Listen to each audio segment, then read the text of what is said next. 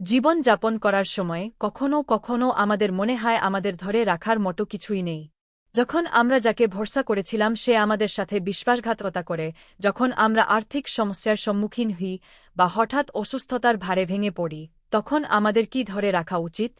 আজকাল মানুষ স্থিতিশীলতার জন্য বীমা করে, সোশ্যাল মিডিয়ায় তাদের উদ্বেগ শেয়ার করে বা মনস্তাত্ত্বিক পরামর্শ নেয়।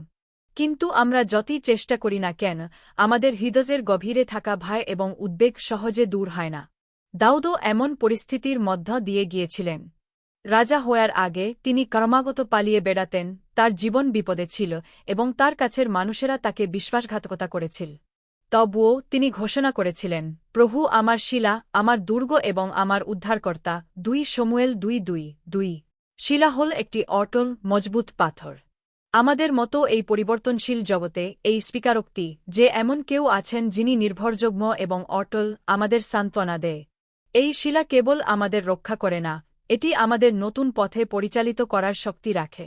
এই শিলা আমাদের ঈশ্বর আমাদের উত্থিত করেন এবং আবার চলতে সক্ষম করেন।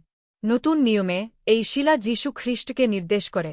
যেমন ১ করিন্থীয় ১:০৪ বলা হয়েছে, এবং সেই শিলা ছিলেন খ্রিস্ট যীশু, তিনি যাকে আমরা যখন টলমল করি তখন ধরে রাখতে পারি।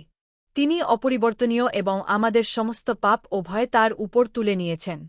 যদি আজ আপনার জীবন ভেঙে পড়ে তবে আবার এই শিলার উপর দাঁড়ান। আপনার আবেগ, পরিস্থিতি বা মানুষের উপর নির্ভর করার পরিবর্তে আপনার জীবন তার হাতে সমর্পণ করুন যিনি কখনও পরিবর্তন হন না। প্রিয় বন্ধুরা, আজ আপনার হৃদয় যিশুর কাছে উন্মুক্ত করুন। তিনি আপনার শিলা হবেন।